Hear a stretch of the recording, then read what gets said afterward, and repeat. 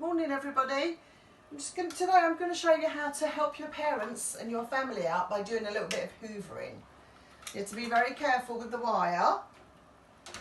Find a plug socket and plug it in.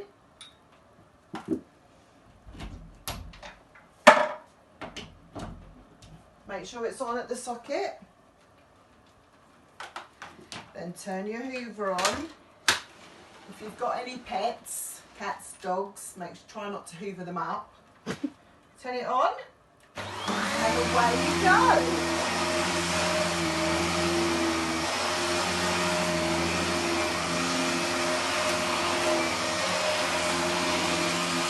Don't mind that little dog there. Try and get in all the little gaps that you can.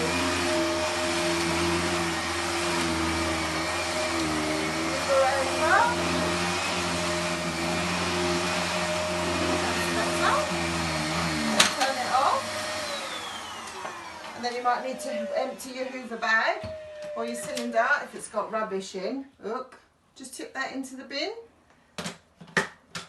Make sure you unplug your hoover safely. Fold it all up and pop it away. There you go, job done.